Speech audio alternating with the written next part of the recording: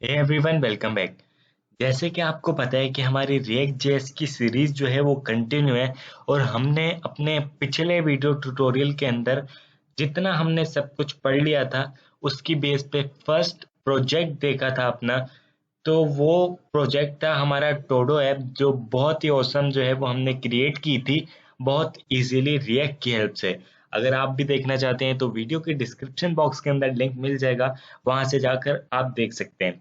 और आज हम बात करने वाले हैं यूज रेफ हुक की। जी हाँ, यूज रेफ हुक की आज की इस वीडियो ट्यूटोरियल के अंदर हम बात करेंगे डिटेल के साथ। और वीडियो के एंड में आपको एक चैलेंज भी दूंगा जिसका सॉल्यूशन हम नेक्स्ट वीडियो ट्यूटोरियल में देखेंगे। चैलेंजेस में इतने ज़्यादा इसलिए दे रहा हूँ ताकि आपको जो भी चीज़ें हम पढ़ रहे हैं वो भूलें ना, मतलब रियल लाइफ में उनको कैसे यूज़ करना है वो भी आप साथ साथ सीखते जाएं। मतलब कि आप एक रिएक्ट मास्टर बनकर निकलें जब आपकी ये सीरीज एंड हो, मतलब एंड ऑफ सीरीज आप एक रिएक्ट मास्टर बन सकें। तो बिना टाइम वेस्ट किए चलते हैं वीडियो की तरफ और वीडियो को स्टार्ट करते हैं। तो लेट्स गेट स्टार्टेड।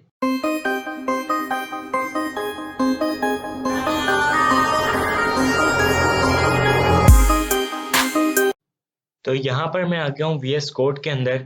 उससे पहले अगर आपने अभी तक इस प्लेलिस्ट को एक्सेस नहीं किया तो इस प्लेलिस्ट को जो है वो यहाँ क्लिक कर कर जो है बुक मार्क कर लीजिए, ताकि आपके पास जो है ये प्लेलिस्ट यहाँ पर आ सके और आपको जब भी एक्सेस करनी हो यहाँ पर क्लिक करें सिंपल, तो ये इजीली जो है वो आपके पास जो है वो एक्सेस हो सके। तो अब हम क्या करते हैं, यहाँ पर मैं आ जाता हूँ VS कोड के अंदर और यहाँ पर मैं एक फाइल बना लेता हूँ, न्यू फाइल, जिसका नाम रख देता हूँ यूज रेफ डॉट जेएस।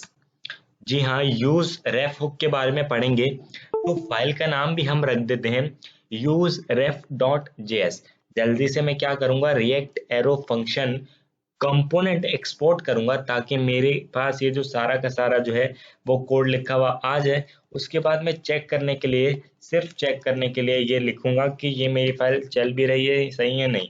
तो यूज रेफ हुक मैं यहाँ पर लिख दूंगा सिंपल, फाइल को करूंगा सेव। यहाँ पर मुझे इसको इंपोर्ट भी करना पड़ेगा, तो यहाँ पर मैं जल्दी से यूज रेफ लिख देता हूँ और यहाँ पर कंट्रोल और बैकटिक प्रेस करूंगा, CLS करूंगा। ये जो मेरा टर्मिनल ओपन हो चुका है, यहाँ पर मैं जल्दी से अपनी डायरेक्टरी में आ जाऊंगा। मुझे पता है अपनी डायरेक्टरी का नेम माई ऐप है। उसके बाद मैं npm को स्टार्ट कर दूंगा। अगर मैं npm को स्टार्ट करूंगा तो मेरा डेवलपमेंट सर्वर जो है वो रन होना स्टार्ट हो जाएगा। कुछ सेकंड्स जो है वो ये लेगा। उसके बाद मेरा जो भी कोड है वो ब्राउजर के ऊपर जो है वो शो कर देगा। तो कुछ सेकंड जो है वो हम वेट कर लेते हैं जब तक ये डेवलपमेंट सर्वर स्टार्ट होता है। तो लोडिंग जो है वो स्टार्ट हो गई है। यहाँ पर हमारा डेवलपमेंट सर्वर जो है वो स्टार्ट हो रहा है, तो यहाँ पर वेट कर रहे हैं हम। तो ये जो है लोकल होस्ट 3000 पर जो है वो हमारा ये डेवलपमेंट सर्वर जो है वो स्टार्ट हो चुका है और यहाँ पर बिल्कुल सही जो है वो फाइल रन हो रही है। यहाँ पर एक वार्निंग आ रही है, react is defined but never use, इसको अब इग्नोर कीजिए। तो यहाँ पर मैं आ जाता हूँ, यहाँ पर मैं आ जाता हूँ और इसको जो है अब मैं कट कर देता हूँ। मुझे पता चल गया जो है ये फाइल वो बिल्कुल सही जो है वो रन हो रही है।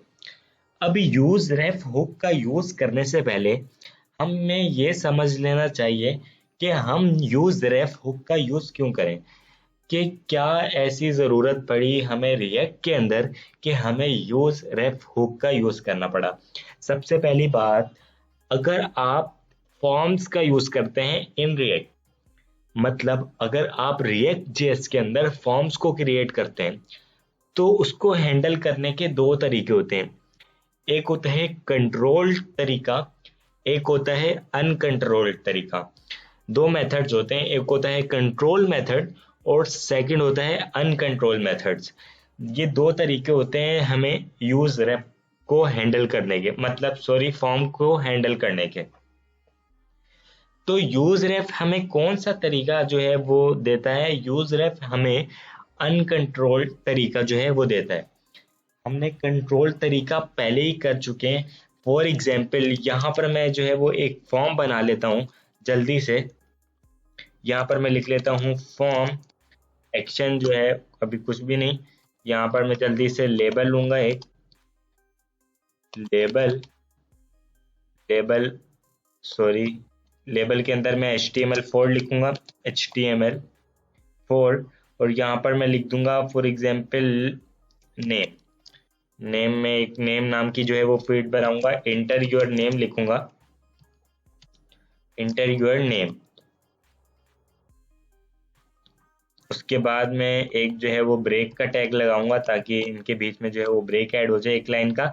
उसके बाद मैं यहाँ पर जो है वो इनपुट लिखूंगा जिसकी टाइप होगी टेक्स्ट, जिसकी टाइप होगी टेक्स्ट। तो मैं पहले क्या करता हूं, मैं पहले ये काम करता हूं कि सबसे पहले हम कैसे करते थे रिएक्ट के अंदर कंट्रोल तरीके से, मैं वो आपको दिखा देता हूं। यहाँ पर अगर मैं कुछ भी टाइप करूंगा तो वो तो अभी इजीली टाइप हो रहा है। अगर मैं यहाँ पर वैल्यू का एट्रीब्यूट को ऐड करूंगा, वैल्यू, तो आई थिंक अभी भी जो है अब जो है वो टाइप नहीं हो रहा। यहाँ पर जो है अब वो टाइप नहीं हो रहा। मैं कीबोर्ड के की जो है वो प्रेस कर रहा हूँ, आपको वॉइस भी आ रही होगी हल्की हल्की, लेकिन अब वो जो है वो टाइप नहीं हो रहा। तो इसको हम हैंडल कैसे करते थे, कंट्रोल तरीके से वो हम यूज करते थे ऑन चेंज। ऑन चेंज का यूज करते थे, इसके ऊपर एक हैंडल क्लिक लगा देते थे और उसको ऊपर डिफाइन करके उसके अंदर जो है वो उसकी वैल्यू को टारगेट करते थे। मैं आपको करके दिखा देता हूँ। कुछ इस तरीके से जो है वो हम इसको हैंडल करते थे। यहाँ पर मैं कुछ इस तरीके से करता हूँ, यहाँ पर मैं एक इवेंट ऑब्जेक्ट ले लेता हूँ ताकि मेरे पास सारे के सारे इवेंट आ जाए। तो यहाँ पर मैं करता हूँ E dot target dot value. अब मैं अगर ऐसा करूँगा तो यहाँ पर जो है लाइन नंबर 6 पर जो है कुछ वो एरर है आई थिंक। यहाँ पर मैं कंसोल कर देता हूँ, कंट्रोल एक्स। अच्छा, मैं एक काम करता हूँ, मैं एक यूज स्टेट बना लेता हूँ ताकि इजीली हो जाए आपको समझने में। यहाँ पर मैं लिखता हूँ वैल मतलब वैल्यू, और सेट वैल मतलब उसकी अपडेटेड वैल्यू। यहाँ पर यूज स्टेट का यूज कर लूंगा, यूज स्टेट। उसके बाद मैं यहाँ पर अभी के लिए एम्प्टी रखूंगा और इस वैल्यू को मैं यहाँ पर पास कर दूंगा, यहाँ पर मैं इस वैल्यू को पास कर दूंगा। अब मैं क्या करूंगा, सेट वैल जो है उसके अंदर, सेट वैल के अंदर जो है वो मैं E dot target dot value कर दूंगा, E dot target dot value. ऐसा अगर मैं करूंगा और अगर मैं अब टाइप करने की कोशिश करूंगा तो वो मेरा टाइप हो जाएगा इजीली। तो एक तरीका तो ये है कंट्रोल तरीके से हम फॉर्म्स को कैसे हैंडल कर सकते हैं इन रिएक्ट। ये तरीका भी सही है, इसको अभी के लिए मैं कमेंट कर देता हूँ। अब सेकंड तरीका क्या है, सेकंड तरीका, अब मैं यहाँ से इन चीज़ों को सबको हटा देता हूँ। सेकंड तरीका है हमारे पास अनकंट्रोल्ड। अनकंट्रोल्ड से हम कैसे हैंडल कर सकते हैं।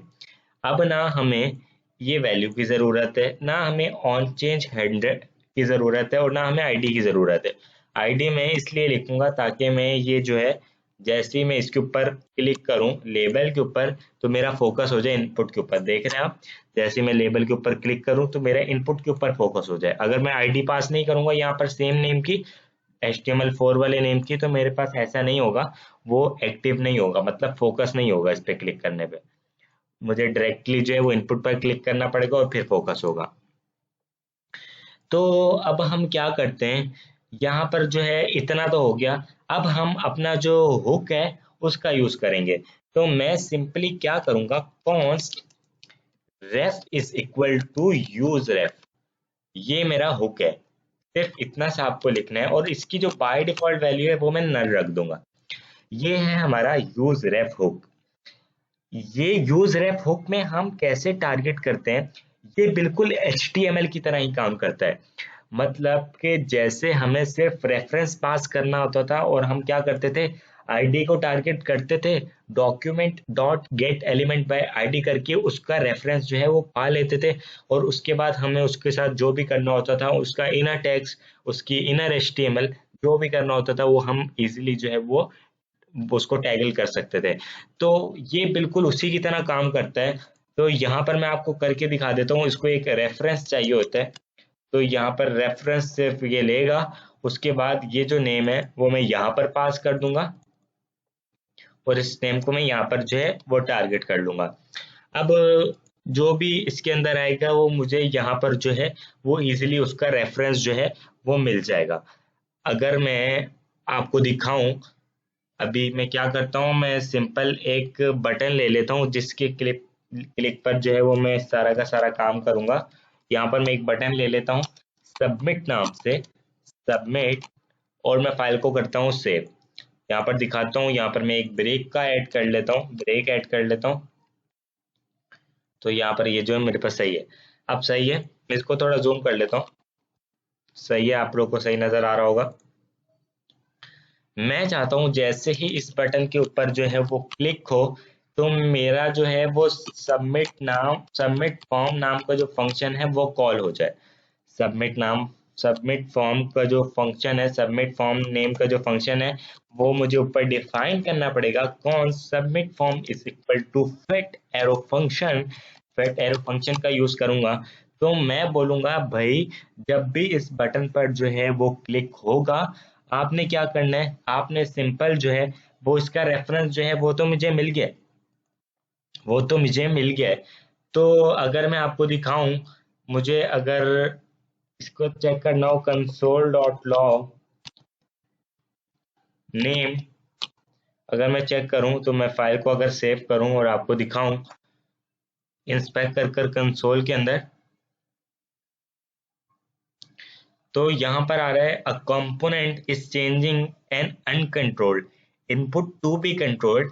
This is a likely caused by the value changing from undefined to defined value which should not happen. Decide between using a controlled or uncontrolled input element for the lifetime of the component more। ये बोल रहा है कि भाई आप decide करो आपने जो है वो अनकंट्रोल्ड तरीके से टैगल करना है या कंट्रोल्ड तरीके से टैगल करना है, तो वो हमें इसको बताना पड़ेगा। सिंपली मैंने क्या किया, अब जो है मेरे ये जो नेम नाम है ना, नेम नाम का जो ये मेरा वेरिएबल है, ये जो यूज रेफ है, अब इसके अंदर मैं जो भी वैल्यू को टाइप करूंगा वो मुझे कहाँ पर मिल जाएगी, इस नेम नाम के वेरिएबल में। और इसके अंदर एक वैल्यू होती है करंट नाम की, और मैं बोलूंगा इसके अंदर जो वैल्यू है करंट उसकी मुझे वैल्यू दे दो। मैं सिंपली इसको ऐसा बोलूंगा अगर, और यहाँ पर मैं जो है कुछ भी टाइप करूंगा और सबमिट पर क्लिक करूंगा। सबमिट पर क्लिक करूंगा तो ये देखिए ये फॉर्म जो है वो बाय डिफॉल्ट वो रिफ्रेश हो रहा है। इसलिए मुझे क्या करना पड़ेगा, यहाँ पर एक इवेंट ऑब्जेक्ट का यूज करना पड़ेगा। मैं यहाँ पर लिखूंगा ई डॉट इवेंट डिफॉल्ट। भाई इससे क्या होगा कि मेरा फॉर्म जो है वो ऑटोमेटिकली जो है वो सबमिट नहीं होगा, रिफ्रेश नहीं होगा, सॉरी। यहाँ पर मैं एक बार रिफ्रेश कर लूँ, यहाँ पर मैं कुछ भी टाइप करता हूँ तो यहाँ पर देखें मुझे वैल्यू बिल्कुल सही मिल रही है। अगर मैं यहाँ पर अब आपको खाली नेम करके दिखाऊं, कंट्रोल एक्स, और यहाँ पर रिफ्रेश करूं, कुछ भी लिखूं, तो यहाँ पर मुझे एक ऑब्जेक्ट नाम की जो वैल्यू है करंट नाम की वो मिल रही है।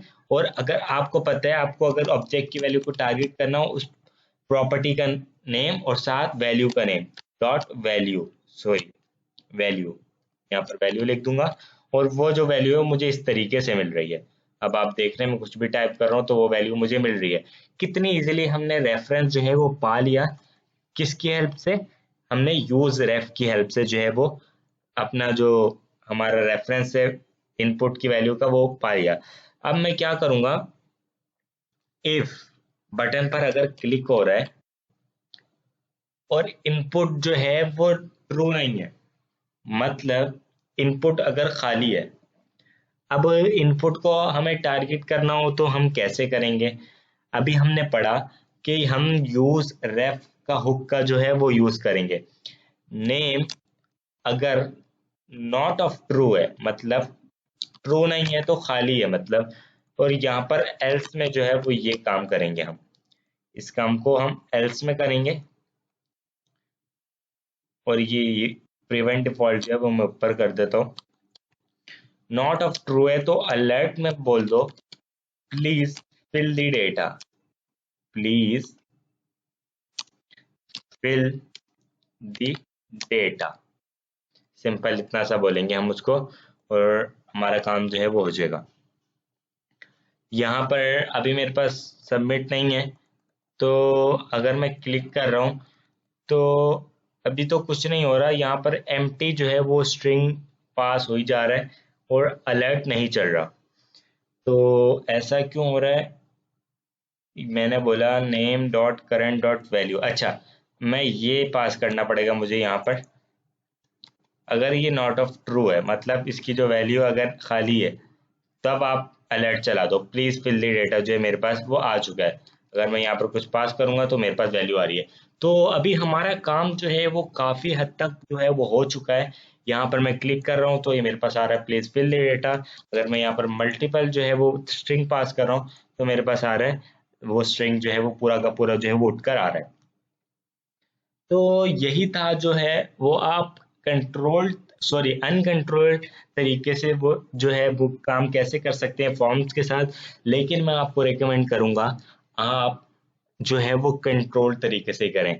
अगर हम अनकंट्रोल तरीके से करेंगे तो फायदा क्या हुआ रिएक्ट का यूज करने का? तो ये तो HTML का काम ही हो गया, जैसे रेफरेंस पास हो रहा है, अब उसको हम यहाँ पर जो है वो टैगल कर रहे हैं। तो मैं आपको रेकमेंड करूंगा आप कंट्रोल तरीका ही यूज कीजिए। लेकिन लेकिन आपको पता होना चाहिए कि सब चीजें कैसी होती हैं। आप इसको खुद से एक बार ट्राई कीजिएगा, यहाँ पर आप लिखिएगा, ये सारा का सारा कोड जो है वो फ्री में नीचे मिल जाएगा डिस्क्रिप्शन बॉक्स के अंदर, आप खुद से भी ट्राई कीजिएगा। लेकिन अब जो आपके लिए चैलेंज है वो इसलिए ताकि आपकी और अच्छी प्रैक्टिस हो जाए इसके लिए। अब मैंने किया था ये एक फील्ड के साथ, अब आपको 3 फील्ड्स बनानी है, यूजर नेम, ईमेल और पासवर्ड। ये 3 नेम की फील्ड बनानी है और यूजर एफ का हुक से उसका रेफरेंस जो है वो अपने पास पाना है और उसकी वैल्यू को कंसोल करना है। तो कल जब मैं वीडियो अपलोड करूंगा उससे पहले आपको दिखा दूंगा कि आपने खुद से जो क्रिएट किया होगा और मेरा जो आप देखेंगे उसमें डिफरेंस क्या है। अगर कुछ जो है वो कमी पेशी होगी तो आप वीडियो को पॉज करके जो वो ट्राई कर लीजिएगा। मैं आपको कल की वीडियो में आपको जो चैलेंज होगा वो भी दिखा दूंगा। तो अभी के लिए इस वीडियो में इतना ही गाइस, आई होप कि आपको आज का वीडियो पसंद आया होगा। Thanks for watching, take care.